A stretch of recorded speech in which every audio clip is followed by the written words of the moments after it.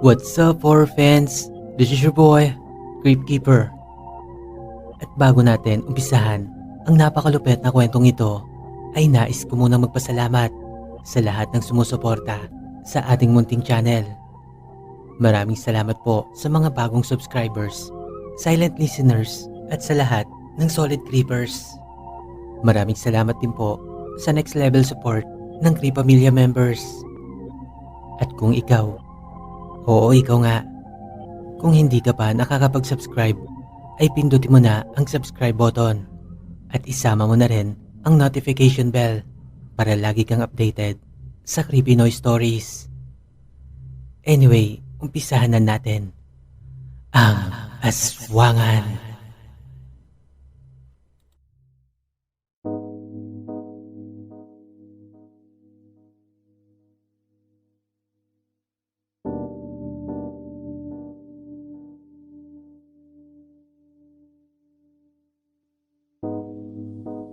Ako si Elias, tubong Nueva Ecija, at ito ang aking kwento. Pagdating sa sales talk, ay numero 1 ako sa aming grupo. Walang makakatanggi doon. Kaya sa tuwing umuwi kami, walang duda, madalas ako ang pinakamalaki ang kita. Isa nga pala akong salesman. Kung saan saang lugar kami nakakarating ng aking grupo. Halos nalibot na yata namin ang lahat ng mga bayan sa bandang norte. Kaya ito, susubukan namin sa Timog. Siya nga pala, salesman ako. Pero ang tinitinda namin, mga tsinelas, banig at mga foam. Kami yung mga nakikita nyo sa daan na kung ano-ano ang bitbit. At kapag napalapit sa'yo, ay aalukin ka ng paninda. Pinaganda ko lang talaga. Pero in short, isa akong tinderong biyahero. Sakay ng isang jeep ay tinungo namin ang probinsya sa bandang Bicol. Hindi ko nalang sasabihin kung saan banda ron. Basta Bicol. Gabi pa lang ay bumiyahe na kami. Mga alas 10 yata yon. Siksikan kami sa jeep ni Manteban. Siya nga pala yung boss namin. Sa bahay niya ginagawa yung mga tsinelas na tinitinda namin. Ganon din yung mga banig. Para mabigyan ko kayo ng ideya, yung mga tsinelas na ito ay parang katulad ng mga Highlander. Locally made lang siya, pero sadyang matibay. At saka tumatagal. Sulit na sulit yung presyo. Teka lang, napapasales stock na pala ako. Balik tayo sa kwento. Halos mag-uumaga na nang mapadaan kami sa isang bayan ng Quezon. Sakto, may nadaan ng kaming tindahan ng goto. Pasalamat naman at nakapagdesisyon na itong si Mang Teban na kumain na muna kami. Sa totoo lang kasi gutom na ako. Hindi kasi ako nakakain kagabi. Hindi sa dahil nakalimutan ko. Ang totoo niyan, wala na kaming panggastos ng pamilya ko. Ako lang kasi at si nanay ang kumakahid sa aming pamilya. Ang tatay ko ay na-stroke na. Ang mga kapatid ko naman ay maliliit pa. Bale, mahigit 1 linggo na kaming walang biyahe. Kaya ayon, naubos yung budget namin. Payak lang ang pamumuhay namin sa Nueva Ecija. Pero kahit na ganon, patuloy pa rin kami lumalaban sa kahirapan. Laking pasasalamat ko nang inilibre kami ni Mang Teban ng goto. Nahihiya naman kasi akong mangutang sa mga kaibigan ko. Malaki na kasi ang utang ko sa kanila. Sila yung kasakasama ko palagi kapag naglalako. Si Aiza at si Kokoy. Actually, mga kababata ko sila. Kaya't close ko talaga ang dalawang yon. Matapos namin kumain, ay balik na naman kami sa jeep. Siksikan talaga kapag papunta pa lang kami sa lugar kung saan kami maglalako. Siyempre, marami kaming dalang paninda. Tapos, nasa 20 katao pa kami. Okay na sana ang lahat. Kaso, napatabi pa ako kay Nato. Ang aga-aga tuloy, nasira yung araw ko. Itong si Nato ay talagang siraulo sa aming lugar. Sa katunayan, nagsuntukan lang kami nung nakarang araw. Nahuli ko kasi siya na nagnanakaw ng kamoting kahoy na tanim ni tatay. Ito kasing si Nato ay kilalang malikot ang kamay sa amin. Kapag may nawalang manok, numero 1 na agad siya na suspect. Pangiti-ngiti pa ang kumag na para bang nang-aasar. Sa totoo lang, hindi ko alam kay Manteban. Bakit tinatanggap pa tong taon to? Alam niya naman na magnanakaw to. Pasado alauna na nang marating namin ang isang bayan sa Bicol. Grabe na naman ang gutom ko. Bitin talaga yung kinain kong goto kanina. Agad na pumwesto sa isang malaking puno si Mang Teban. Matik na yon, doon siya mag-i-stay ng 3 araw. Ganon kasi lagi ang ginagawa namin. Pagdating sa isang lugar, ay maghahanap ng magandang pwesto ang matanda. Tapos kanya-kanya na kami. Susuyurin namin ang buong bayan na yon at pipilitin na mabenta lahat ng bitbit namin. Excited na ako na maubos agad ang paninda ko. Sa akin kasi hindi na umaabot ng 2 araw. Nauubos ko ang lahat ng bitbit ko. Bali yung pangatlong araw, tinutulungan ko na lang yung 2 kaibigan ko. Medyo nahihirapan kasi sila magbenta. Lalo na tong si Aiza. Babae kasi. Actually, titibo-tibo. Kaya kahit medyo mabigat, ay kayang-kaya niya. Kumbaga, kayang sumabay sa aming mga barako. Kahit pa sabihin na maghapon kami naglalakad. Pero syempre, babae pa rin yun. Kaya ang ginagawa namin ni Kokoy, kami na lang yung nagbibitbit ng mga mabibigat niyang paninda. Bali ang ginagawa namin, sa isang baryo ay naghihiwalay kami 3. Tapos mga ilang oras ay magkikita ulit. Noong mga oras na yun, gutom na ako. No choice na. Habang kasama ko pa si Kokoy, inawitan ko na. Ang sabi ko, kumain muna kami sa karinderya para may lakas bago magtrabaho. Yun nga lang, kailangan ko manghiram sa kanya kasi nga wala akong kapera-pera. Sa paglalakad namin 3, ay may nakita kaming isang karinderya. Nagtataka ako kay Manteban. Bakit doon yung napili niya? Parang ang konti lang ng bahay. Tapos medyo liblib pa. Ang sabi niya naman, ay walang napapadayo doon na nangangalakal tulad namin. Kaya subukan daw namin. Sa tingin niya raw, magandang pagkakataon yon. Baka isang araw lang daw ay maubos ang aming mga paninda. Nagmamadali pa akong lumakad papalapit sa karinderya na yon. Sa totoo lang, nawiwirduhan ako doon. Yung tipong lahat ng tao nakatingin sa'yo. Parang ngayon lang kasi sila nakakita ng tao. O baka dahil kilala nila ang bawat isa. Kaya't alam nila kung dayo ka. Nagmamadali pa akong inangat ang takip ng mga kaldero upang tignan ang mga ulam na tinda sa karinderya na yon. Nang bigla akong marinig ang tinig ni Nato. Nasa likuran ko na yon. Nang lingunin ko ang aking likuran, ay nakita kong kinakausap niya si Aiza. Kinukulit niya ito at pinipilit na ilibre siya ng pagkain. Sa puntong yon, nabwisit na ako ng gusto sa kanya, kaya't hindi ko na napigilan ang aking sarili. Tinitigan ko siya ng masama habang lumalapit sa kanilang kinatatayuan. Nato, hindi ka ba titigil? Hanggang dito ba naman? Dadali mo pa yung pagiging tarantado mo? Tigilan mo nga si Aiza. Mahiya ka naman. Bakit nagpapalibre ka sa babae? O Elias, relax ka lang. Bakit ba lagi ang init ang ulo mo? Binibiro ko lang naman tong si Aiza eh. Tsaka hindi naman babae yan eh. Tignan mo nga. Mukhang brusko pa sa'yo yan eh. Sabay lapit nito sa mga kalderong nakahilera sa karinderya. Ang sabi sa akin ni Aiza ay wag ko na lang daw pansinin si Nato. Sanay na raw siya ron. Matapos nun ay pumili na kami ng mga ulam na aming kakainin. Gutom na talaga ako nun. Kahit kanin lang at saka sabaw, okay na sana sa akin. Pero nilibre na ako ni Kokoy. Kaya agad ko naman tinuro ang pritong baboy. Natakam kasi ako doon. Kaya't agad kong tinawag yung tindera. Nang lumingon ito sa akin, ay bahagyang napanganga ako. Napakaganda niya. Hindi ako makapaniwala. Pero feeling ko, na love at first sight yata ako sa kanya. Hindi naman talaga ako babaero.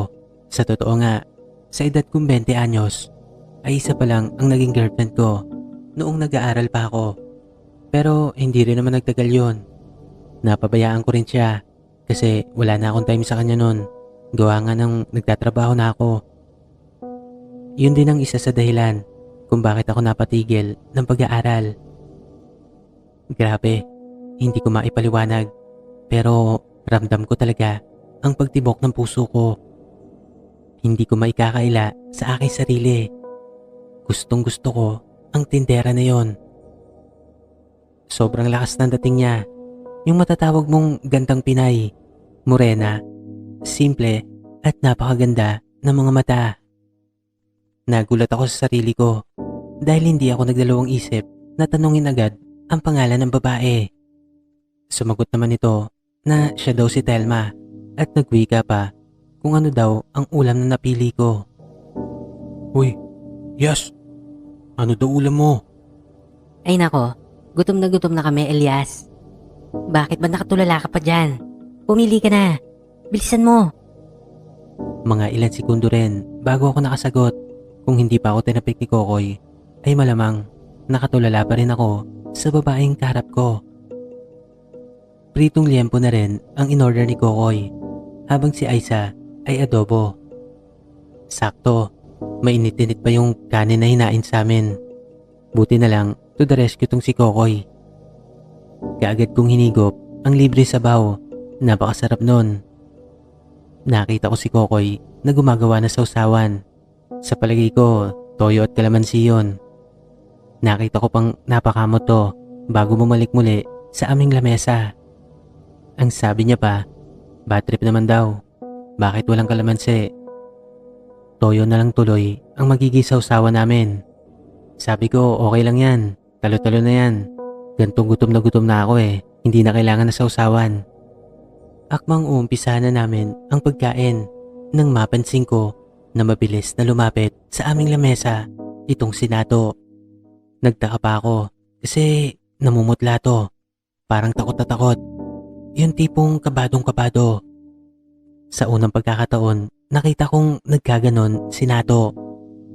Naisip ko pa na baka gumagawa na naman ito ng eksena. Wala kasi akong tiwala dito, pero nakita ko sa kanyang muka na takot ito. Inawat kami ni Nato sa pagkain. Ang sabi nito ay kinakailangan na namin magmadali. Kailangan daw ni Mang Teban ang aming tulong kasi kasalukuyan daw itong inaatake sa puso. Nag-text daw ito sa kanya. Sa kabila ng pagdududa ay mabilis naming nilisan ang karinderya na yon. Tinatawag pa ako ni Telma. Ang sabi ko sa kanya, babalik ako. Pasensya na. Binanggit ko na rin sa kanya ang aking pangalan. Ang buong akala ko ay magagalit ito, pero isang matamis na ngiti ang pinakawalan nito habang naglalakad kami papalayo. Panandalian kong nakalimutan ang pag-aalala kay Mang Teban. Walang ibang naglalaro sa aking isipan kundi ang napakatamis ng ngiti na yon ni Telma. Gigil na gigil ako at halos sugurin ko na si Nato nang makita namin si Mang Teban na maayos naman ang kalagayan sa loob ng jeep. Nanonood pa nga ito ng pelikula sa kanyang cellphone. Akmang lalapitan ko na si Nato. Malamang sa malamang ay ngayon na maitutuloy ang naudlot naming suntukan nung nakaraang araw. Pero bago ko pa magawa yon ay kaagad naman itong nagpaliwanag. Kitang-kita ko pa rin ang takot sa kanyang mga mata. Hindi ito mapakali at patuloy pa rin ang paglingan nito sa paligid. Sa pagpapaliwanag nito ay mas lalo pa ako nabuisit. Paano ba naman kasi aswang daw ang may-ari ng karinderyang yon? Napatunayan niya raw yon nang patakan niya ng kalamansi ang ulam na kinakain niya kanina. Mabuti nga raw at hindi pa kami nakakapag-umpisang kumain. Siya daw nakailang subo na.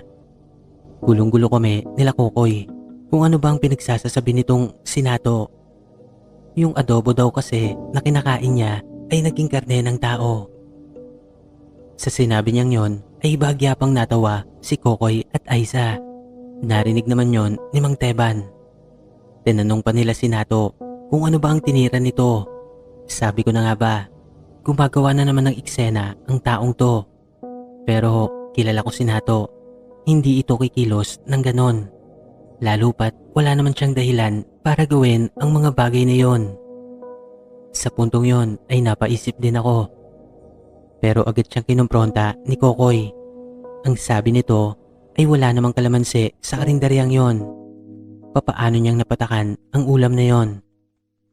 Matapos kong marinig ang mga sinabi ni Kokoy, ay halos sapakin ko na si Nato.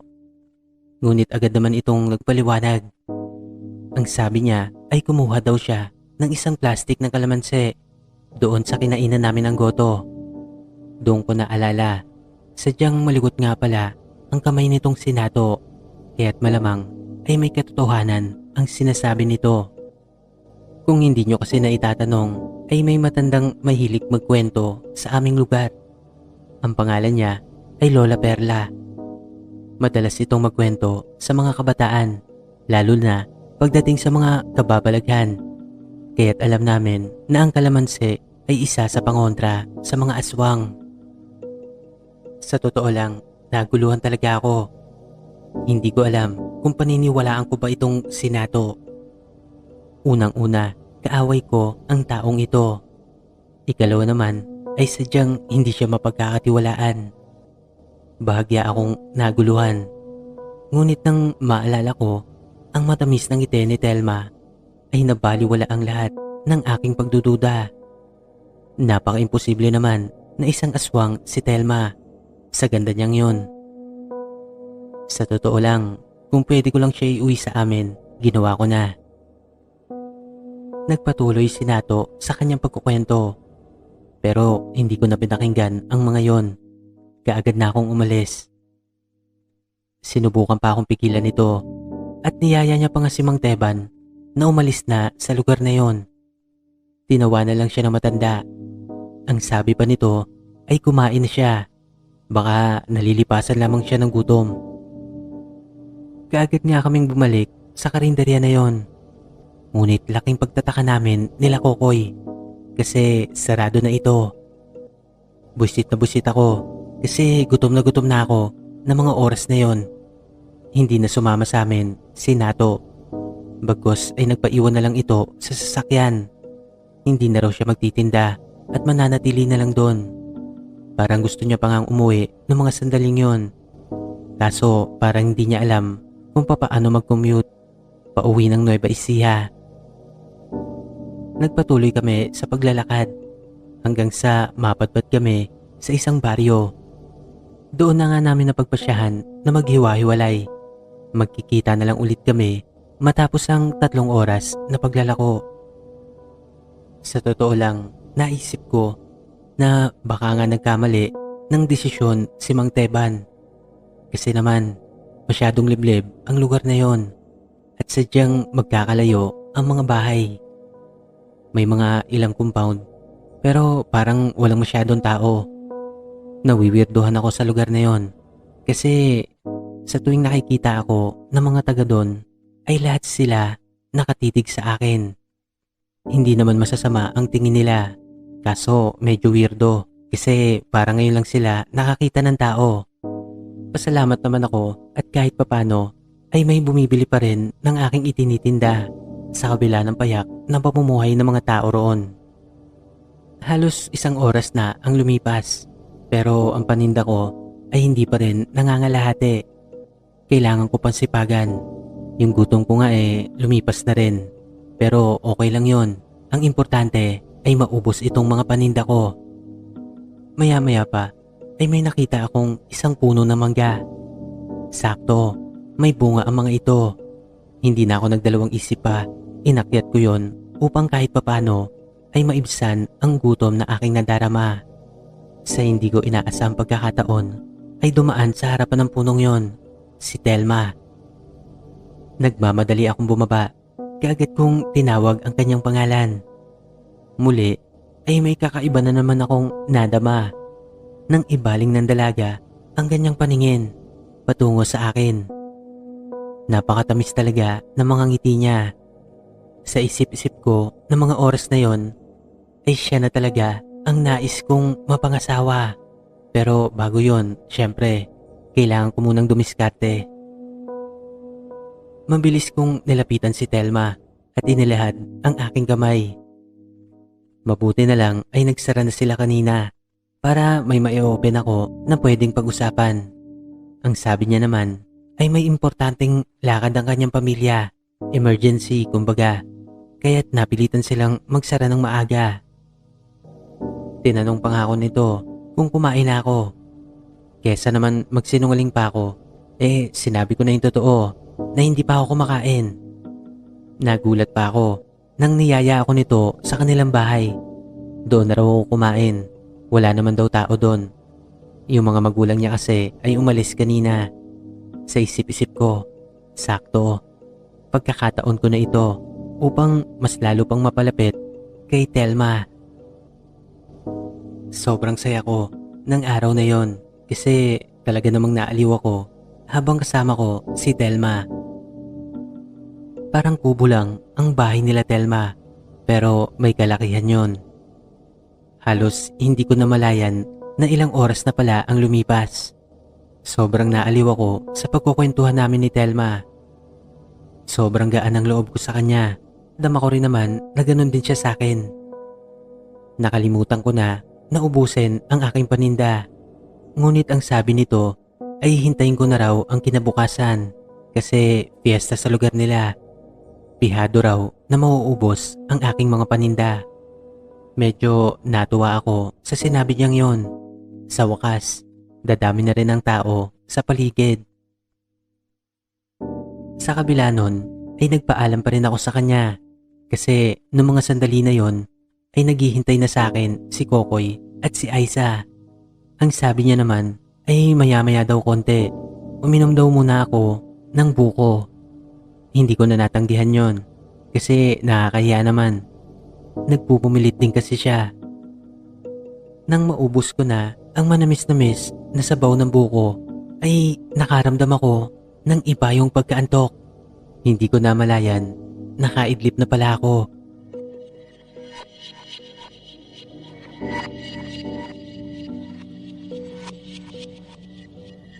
Namulat na lang ako sa isang napakadilim na paligid. Hindi. May piring lang ang aking mga mata. Susubukan ko sanang tanggalin yon, pero napagtanto kong nakatali pala ang mga kamay ko mula sa likuran. Nadama ko rin na ganun din ang kalagayan ng mga paa ko. Nasa isang masikip na lugar ako, hindi ko kasi maiunat ang mga binti ko. Mga ilang minuto pa bago ako nagtagumpay na matanggal ang piring ko sa mga mata. Ikiniskis ko yon sa dingding ng kung saan man ako naroon. Nang matanaw ko ang paligid, hindi ako nagkamali. Nakakulong ako sa isang maliit na tila hawla ng ibon. Gawa lang ito sa kawayan at nakasalampak sa isang sulok. Tila na sa isang silong ako ng isang malaking kubo. Sinikap ko makatakas mula sa pagkakagapos. Pero sobrang higpit ng pagkakatali nun. Maya-maya pa ay natigilan ako sa aking ginagawa at muli ay nagpanggap ako na tulog. Nang makarinig ako ng mga yabag na nagmumula sa labas. Hindi nga nagtagal ay bumukas ang pintuan. Bago pa ako tuluyang pumikit ay nahagip muna ng paningin ko ang dalawang matanda. Isang babae at isang lalaki. Kuring, naihanda mo na ba ang mga karning pakuluin? Preparado na ang lahat, Domeng. Maging ang buhay na iaalay ay narito na rin. Magaling. Tiyak na matutuwa si Tanda sa ating angkan. Magiging masagana ang sasapit na pista. Siyang tunay, Domeng. Sumakto naman ang pagdating ng mga biyahero sa ating lugar. Hindi na mahihirapan ang bawat angkan sa paligsahan na gaganapin. Natataranta silang mag-unahan na silain ng mga dayo. Ang hindi nila alam ay nakaisa na tayo. Maaasahan na talaga ang dalaga natin. Hindi niya na kinakailangan magtungo sa Maynila o sa ibang bayan upang humanap ng maiaalay. Sa gandang taglay ng anak nating si Telma ay hindi malabo na taon-taon ay tayo ang manguna sa paligsahan. Siguradong mapapasatin ang pagbabasbas ni Tanda at Panginoong Baal. Mas mainam, Domeng, kung magkakatuluyan ng dalaga natin at ang nobyo niyang si Rogelio. Natural ko ring. Hindi ako papayag na hindi magkatuluyan ang dalawa. Sa ganong paraan ay nakakasiguro na tayo para sa mga susunod na henerasyon ng ating angkan. Hindi ko eksaktong matukoy kung ano ba ang pinag-uusapan ng dalawang matandang to. Pero isa lang ang nasisiguro ko. Delikado kaming lahat dito. Nagpatuloy ako sa pagpapanggap na walang malay. Hindi rin naman nagtagal ay lumabas na ang dalawa. Muli ay sinubukan kong makatakas pero sadyang mahigpit ang pagkakatali sa aking mga kamay at paa. Sobrang sikip pa ng kinalalagyan ko na para bang kulungan ng manok kaya't hindi ako gaanong makabuelo. Kailangan ko makagawa ng paraan. Kailangan ko makatakas. Ganon na lamang ang kilabot na dumaloy sa buo kong katawan nang may maulinigan akong malakas na tinig. Sumisigaw ito na tila ba gustong kumawala sa kanyang kinasasadlakan. Ang mas lalo pang nagpakabog sa dibdib ko ay nang makilala ko ang mga boses na yon. Si Mang Totoy at Aling Biring, ang mag-asawang biyahero na kasamahan din namin. Nagmamakaawa ang ginang habang si Mang Totoy naman ay nagpupumilit na pumiglas. Bahagya akong nasisilip ang labas dahil gawa lamang sa kawayan ang silong na kinaroroonan ko. Maya-maya pa ay nahagip ng paningin ko ang mag-asawa. Kitang-kita ko habang kinakaladkat sila ng ilang kalalakihan. Sinalubong sila ng mga batang naglalaro sa labas. Gayon din ang iba pang mga tao sa paligid. Dalawang alay mula sa angkan ni Temyong. Mahaba pa ang oras. Maaari pa kayong makahabol. Marami ang dayo. Sigurado na ang masaganang pista ngayong taon. Pawang hilakbot at pagkagimbal ang naghari sa buo kong pagkatao. Sa isiping isa-isa kaming binibihag ng mga taong to. Tao? Tao nga ba ang mga ito? Kung tao nga sila, malamang mga kulto. Pero mas matimbang ang hinala ko. Nasa baryo kami ng mga aswang. Sa mga puntong yon ay naalala ko si Nato. Totoo pala ang sinabi niya sa amin. Huli na para pagsisihan ang hindi namin paniniwala sa mga sinambit niya. Hindi ko rin naman masisisi ang kaibigan kong si Kokoy at si Mang Teban. Kilala kasi namin si Nato. Teka, ang mga kaibigan ko, nasa na kaya sila? Sana naman hindi pa sila nakikita ng mga taong to. Hindi nga nagtagal ay natanaw kong dinala ang mag-asawa sa isang kubo. Siguro may kulungan din sa loob nun. Bago pa nila ipasok ang dalawa ay pinatulog muna nila ang mga yon sa pamamagitan ng paghampas sa mga batok ng mga ito gamit ang isang matabang kahoy. Lumipas pa ang ilang minuto. Nakita kong dumating ang grupo nila Ompong. Bali 5 sila. Tulad namin nila Kokoy, magkakabarkada din ang mga yon. May kasama silang 2 magandang babae. Shit, parang alam mo na ang mangyayari. Sa palagay ko, tulad ko, ay naakit din sila sa babae. Bigla kong naalala si Telma, ang iniirog kong si Telma. Ang buong akala ko pa naman, pag-ibig na, yun pala, isang bitag lang. Ako naman ang kuneho, natatanga-tanga na nagpasilo. Isa pa, may nobya na pala ito. Di lang ako nabitag, kundi na fall pa sa maling babae, ang malas. Binola-bola niya lang pala ako kanina, habang ako naman, asadong-asado. Teka, nagutom tuloy ako. Gusto ko sanang sigawan sila Ompong, pero alam kong wala ring mangyayari. Baka mas lalo pa kaming mapaaga. Ipinagpatuloy ko na lang ang pagpupumiglas upang makawala na ako sa pagkakagapos.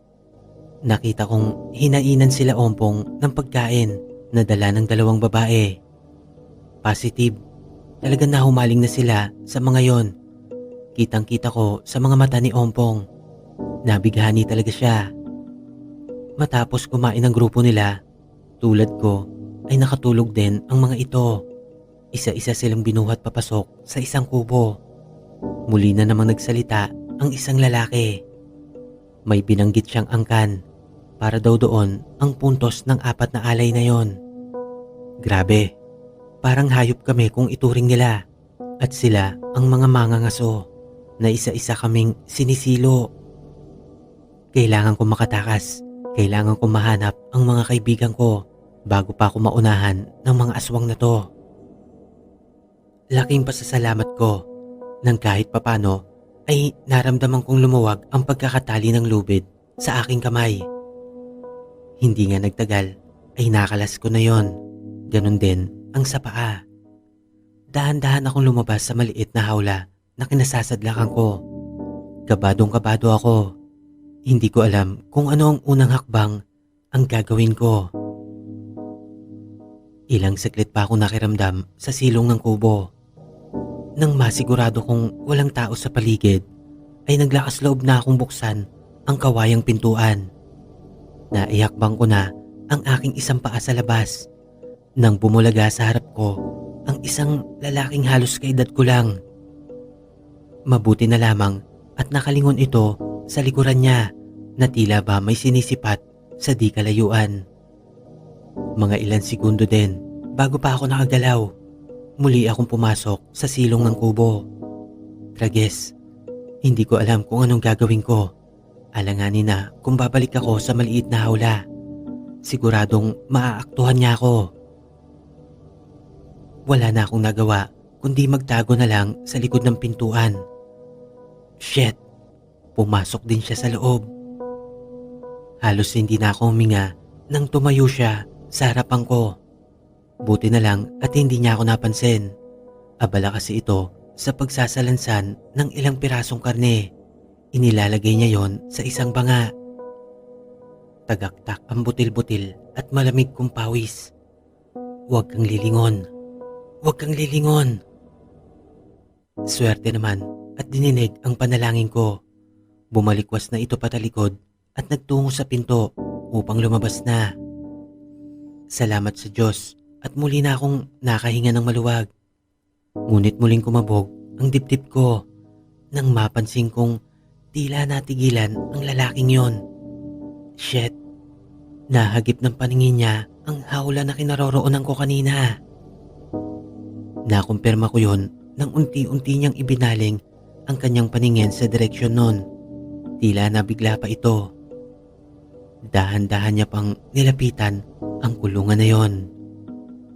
Nang masigurong wala na ang bihag nila ay alumpihit itong patakbo sa labas. No choice, wala na akong ibang pagpipilian kundi gumamit ng dahas. Bago pa ito makalabas ay buong lakas ko siyang hinataw nang nahapo-hapong kahoy sa gilid. Nakaagad naman itong ikinatumba. Mabilis na umagos ang malapot na dugo mula sa kanyang ulo. Sa puntong yon ay may ideyang pumasok sa isipan ko. Ligtas ako nakalabas sa malaimpyernong kubo na yon. Maingat kong tinahak ang daan patungong kakahuyan. Sa mga oras na yon ay hindi pa rin nakakampante ang loob ko. Alam kong nasa paligid lamang ang iba pa nilang mga kasamahan. Ilang sandali pa ay tuluyan na nga akong nakalayo sa lugar na yon. Mabuti na lang at matandain ako sa mga lugar. Madali kong natunton ang daan pabalik kung saan nakaparada ang jeep ni Mang Teban. Teka, nasan kaya si Kokoy at Aiza? Sana naman ligtas sila. Sa bagay, hindi ko sila nakita kanina sa lugar nila Telma. Sana talaga, ligtas sila. Lalo pa akong nagmadali nang maalala ko ang dalawa kong kaibigan. Ngunit napahinto ako nang maulinigan ko ang isang pamilyar na boses. Shit! Si Aiza! Humihingi ito na saklolo. Mabilis ako nagkuble sa isang malaking puno. Palakas ng palakas ang tinig niya. Senyales na papalapit ito ng papalapit. Di nga nagtagal ay natanaw ko ang tatlong kalalakihan. Bitbit nila si Aiza habang nagpupumiglas. Hindi lang si Aiza ang bihag nila, kundi kasama din si Kokoy. Wala na itong malay, tila damit na nakasampay sa balikat ng isang malaking lalaki. Shit, ano nang gagawin ko? Paano ko ililigtas ang mga kaibigan ko? Nang nakalapit sila sa harapan ko, ay pumustura na ako para umatake. Bahala na. Akmang susugod na ako mula sa kanilang likuran nang napansin kong tila na alerto ang tatlo. Sabay-sabay nilang ibinaling ang kanilang paningin sa gawing kaliwa. Kaagad naman ako bumalik sa pagkakakuble sa puno. Nagtaka ako nang biglang bitawan ng isang lalaki, si Kokoy. Ang akala ko ay sa akin sila susugod. Ngunit sa pagtataka ko ay sa gawing kaliwa sila nagtungo kung saan sila nakatingin kanina. Pinilit ko pang sipatin ang dako na tinakbuhan ng mga yon. Nakita ko sa di kalayuan si Mang Tasyo. May tangan itong buntot pagi at buong tapang na nilalabanan ng mga aswang na nakapaligid sa kanya. Mga anyong tao pa ang mga yon, pero alam ko mga aswang sila kasi nakita ko ang mga yon kanina sa labas ng kubo. Ang galing humawak ng buntot pagi ng matanda. Halos walang makalapit sa kanya. Nakita ko din ang ilang katawan na nakabuwal na. Sinyales na tinamaan sila ng sandata ng matanda. Doon na ako nakahinga ng maluwag. Ayos, isa lang ang natira sa kanila, yung may buhat kay Aiza. Sa tingin ko ay kaya ko na tong salakayin habang nakatalikod. Bitbit pa rin ang kahoy na pinanghataw ko kanina. Dahan-dahan ako lumapit sa kinaroroonan nila Kokoy. Maya-maya pa ay napansin kong nakita ako ni Aiza. Nanlaki ang kanyang mga mata sa gulat. Hindi niya siguro inaasahang buhay pa ako. Kaagad kong inilapit ang hintuturo ko sa aking bibig. Senyales na huwag siyang gagawa ng ingay. Ililigtas ko sila. Kaagad namang nakuha yun ni Aiza. Nang ilang hakbang na lang ang layo ko sa nakatalikod na lalaki, ay tila umamoy-amoy ito sa hangin. Shit, nakakahalata na siya. Akmang lilingon na ito sa kinaroroonan ko nang biglang nagpumigla si Aiza. Kinagat niya ang braso ng lalaki. Dahilan upang malihis ang atensyon nito sa kanya. Sinamantala ko ang pagkakataon na yon upang ihampas ng buong lakas ang tangang kong kahoy. Ayos, tinamaan ko siya sa ulo. Kaagad siyang natumba. Sa palagay ko, nawala na ito ng malay. Matapos nga nun, ay kaagad kong kinalas ang mga tali ni Aiza sa paa at kamay. Napayakap pa ito sa akin ng sobrang higpit. Nagulat ako nang halikan niya ako sa labi. Pero agad din niyang nilayo ang kanyang mukha sa mukha ko. Halatang napahiya siya sa kanyang ginawa. Ilang segundo pa kaming natulala sa isa't isa. Hanggang sa naalala ko, si Kokoy pa nga pala. Pinagtulungan naming buhatin ang walang malay na si Kokoy. Putya, kahit palapat-patin to, ay may kabigatan pa rin talaga. Siguro dahil sa wala nga malay. Mabilis naming nilikas ang lugar na yon. Kahit hirap na kami, ay pinilit pa rin naming makalayo. Nakakailang hakbang na rin kami nang nagulantang kaming dalawa ni Aiza. Biglang may humarang na isang lalaki sa aming daanan. Nabuwal pa si Aiza sa sobrang pagkabigla. Yun daw yung isa sa dalawang tumakbo kanina. No choice, kailangan kong ilapag ang katawan ni Kokoy upang harapin ang aswang na to. Hindi nga nagtagal ay akmang aatake na ito sa akin. Bitbit pa rin ang pamalong kahoy ay inamba ko yon sa kanya.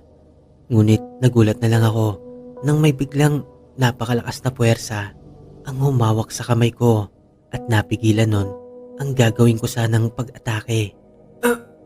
Nang ipaling ko ang paningin ko sa likod ay natanaw ko ang malaking lalaki na may buhat kanina kay Kokoy.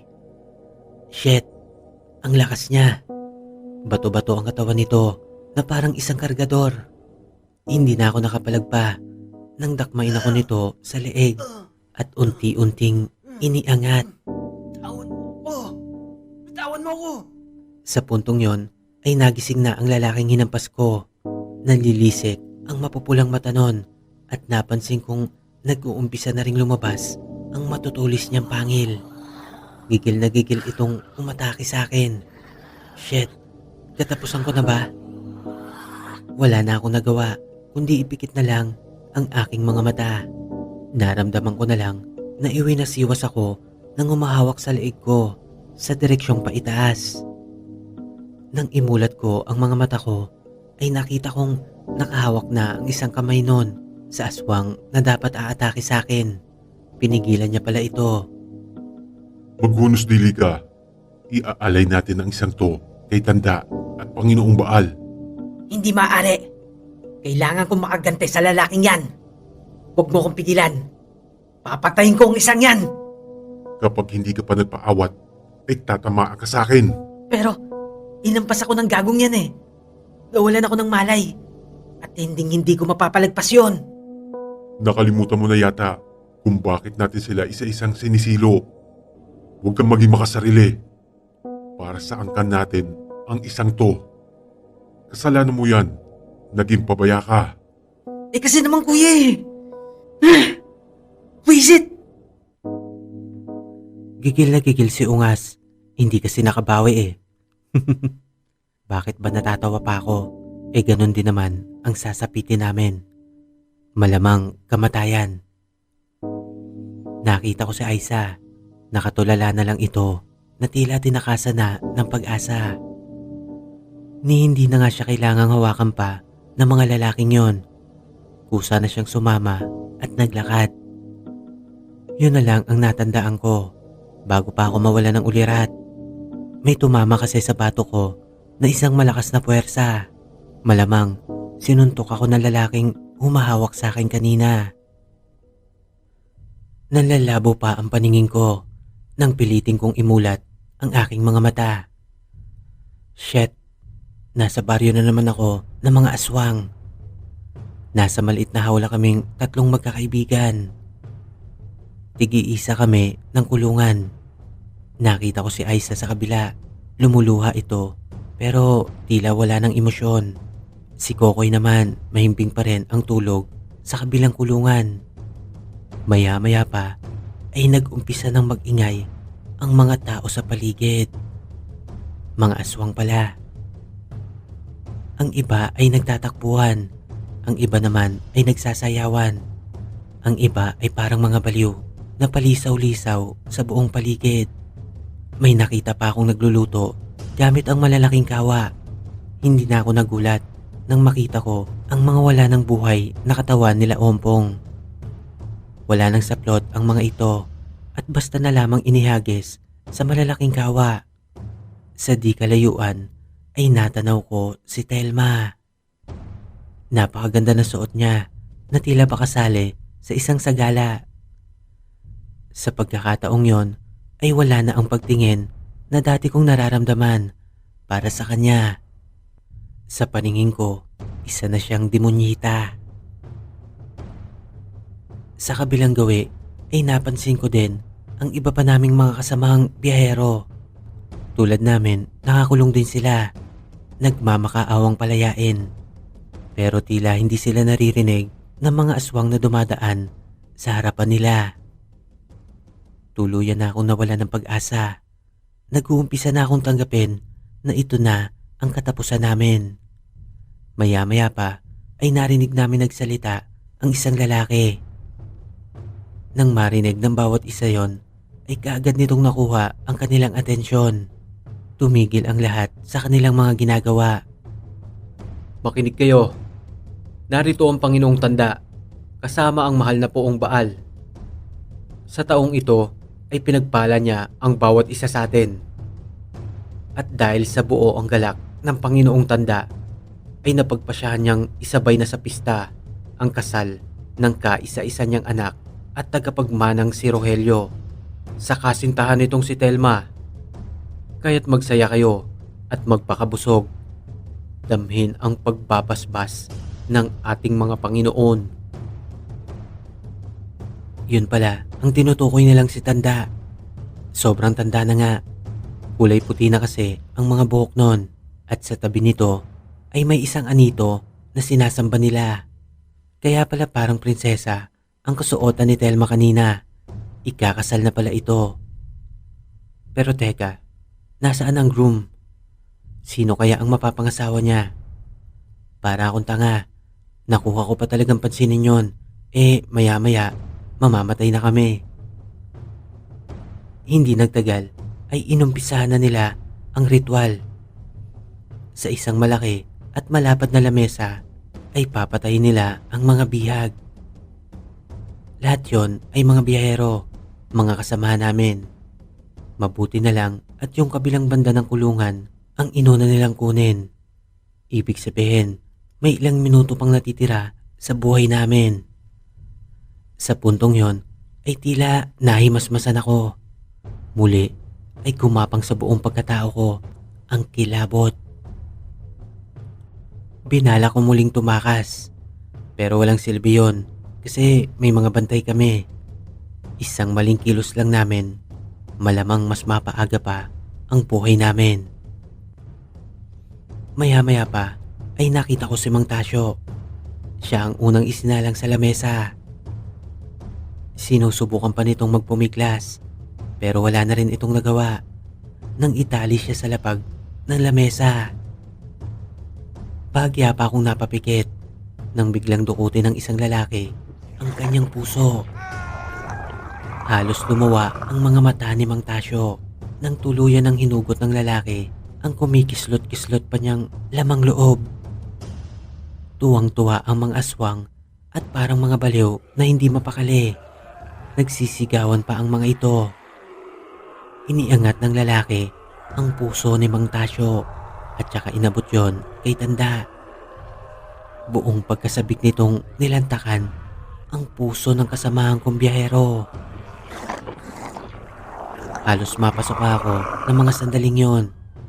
Hindi ko makayang titigan ang mga kababuyan ng mga nilalang na to. Muli ako napalinga kay Aiza. Tulala pa rin ito. Matapos nga sabihin ni Tanda ang puso, ay kumumpas ito. Kasunod nun ay dinaluhong ng mga aswang ang katawan ni Mang Tasyo. Buong kasabikan nila itong nilapa. Grabe, parang mga aso. Ang iba sa kanila ay nag-aagawan pa na parang mga bata. Ganon din ang ginawa nila sa dalawa pang sumunod na mga kasama namin. Naiisip ko palang nasasapitin ko yon ay parang gusto ko nalang magparil sa ulo. Unti-unti ay napapaluha na rin ako. Bigla ko kasing naalala ang pamilya ko. Si nanay. Sino na lang magiging katuwang niya? Ang mga kapatid ko. Ano na lang ang mangyayari sa kanila? Ni hindi man lang nila masisilayan ang bangkay ko. Napayuko na lang ako at tuluyan ng napahagulgol. Maya-maya pa ay naramdaman ko ang pagkalabit ni Aiza. Natauhan na siguro. Ano kayang sasabihin niya? Siguro hihirit ulit ng halik bago pa kami mamatay. Kung sa bagay, mamamatay na din naman kami. Pagbibigyan ko na nga. Nanlaki ang mga mata ko nang lingunin ko kung saan nanggagaling ang mga pagkalapit na yon. Nakita ko si Nato. Ang gagong si Nato. Si Nato na lagi kong nakakaaway. Nakadikit ang daliri nito sa kanyang labi. Hindi ko inaasahan ang taong to. Pero ito, nagsisimula na siyang tungkabin ang hawla na gawa sa kawayan. Hindi na siya napansin ng mga bantay dahil kahit ang mga yon ay nakiagaw na din sa mga bangkay na nasa lamesa. Sinamantala namin ang pagkakataon na yon upang kaagad na makatakas. Grabe ang kabog ng dibdib ko sa bawat pagkilos na ginagawa namin. Hirap na hirap akong huminga sa sobrang kaba. Mabuti na lang at tuluyan ng nahimasmasan si Aiza. Bali si Kokoy na lang talaga ang magiging pabigat. Grabe, talaga makapigilin nga ang bawat sandali. Pasalamat na lang talaga at nag-uumpisa ng magsaya ang mga aswang sa paligid. Mabuti na lang din at may lakas pa si Nato para buhatin si Kokoy, kaya't kahit papano naging mas madali ang aming pagtakas.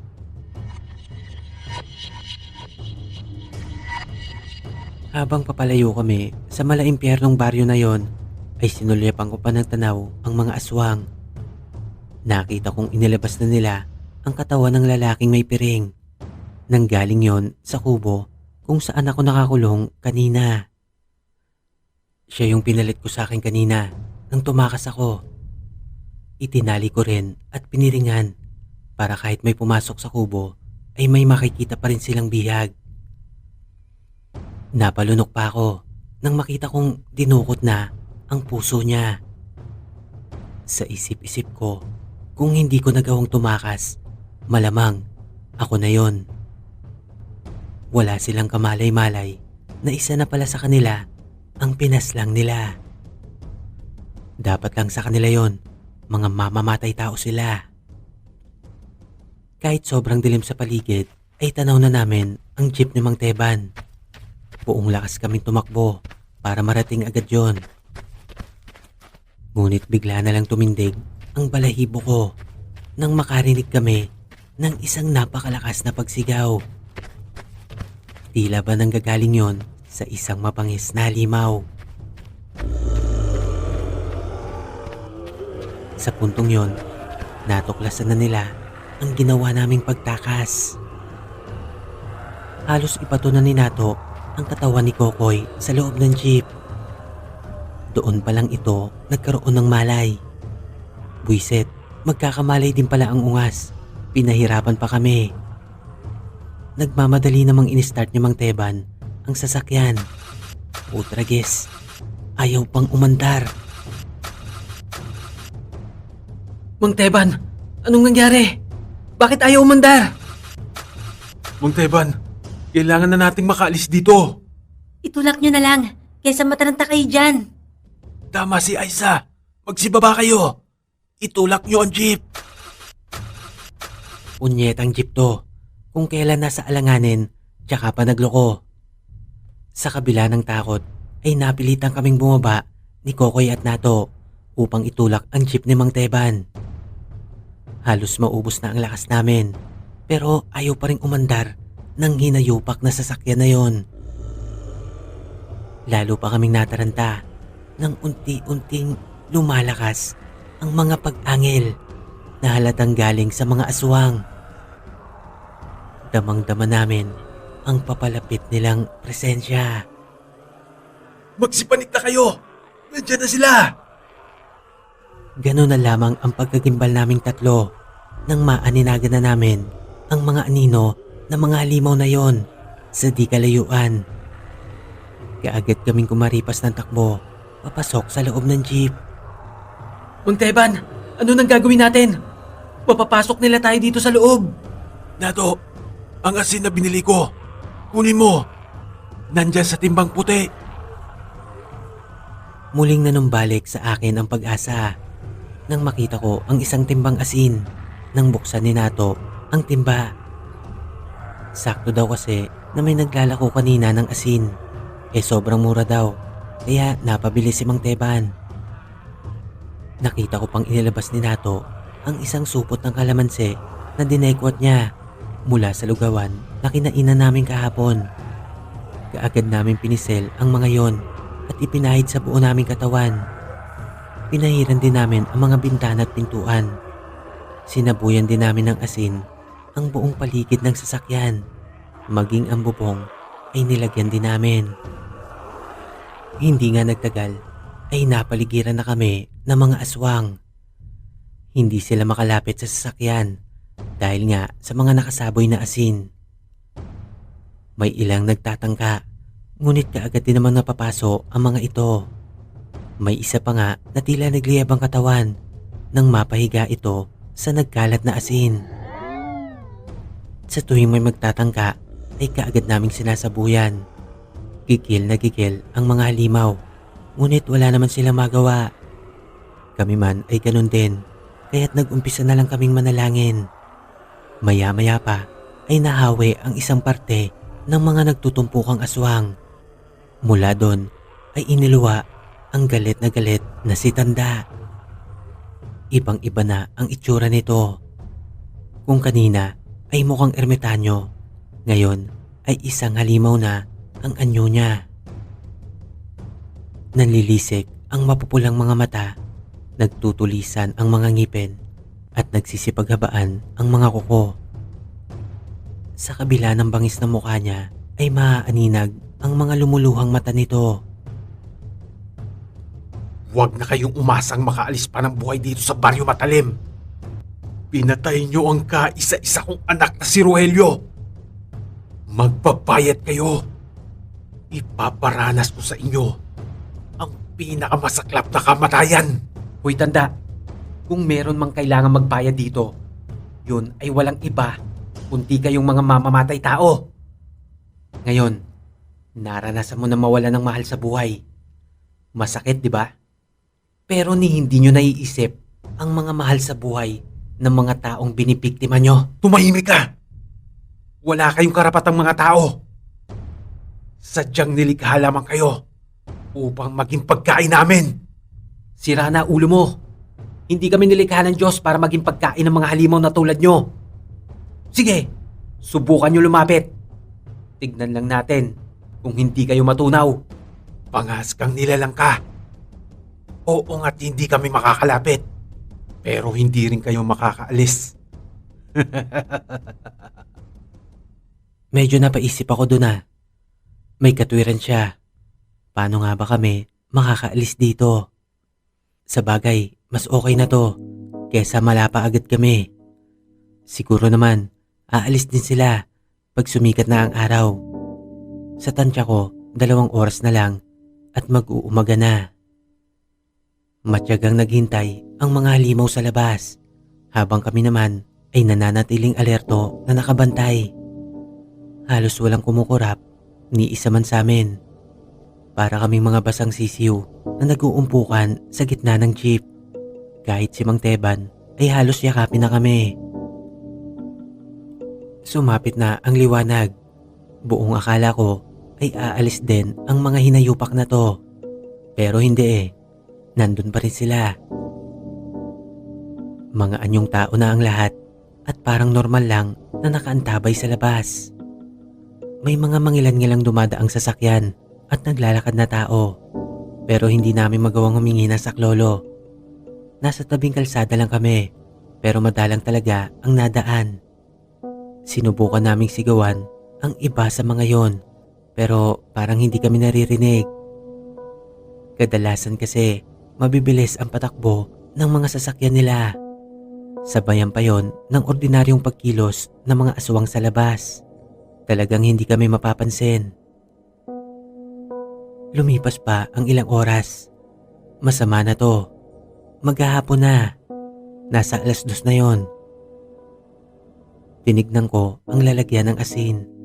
Halos 1/4 na lang ang laman nun. Hindi natatagal yun ng magdamag. Umambon pa kanina, kaya sigurado akong natunaw na ang ibang asin na isinaboy namin. Masama pa rin ang titig sa amin ng mga aswang sa labas. Ang iba ay palakad-lakad sa paligid na animoy ordinaryong mga tao lang.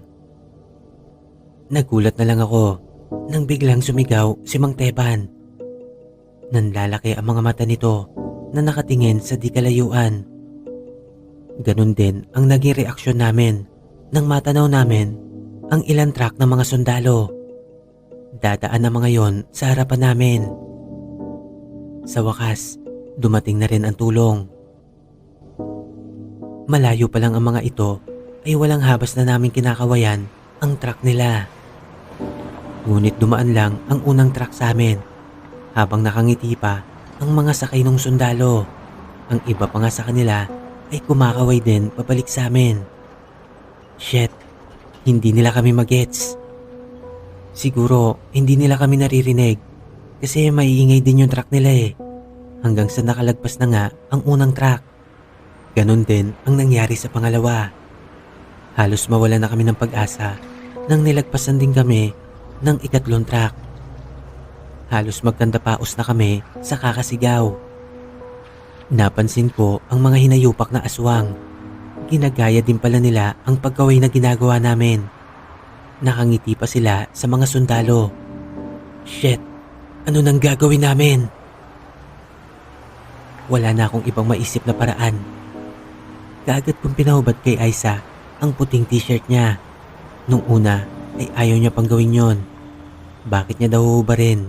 Ano daw ba ang binabala ko? Ang sabi ko, kung gusto mo pang mabuhay, maghubad ka. Wala na siyang nagawa kundi sumunod sa utos ko.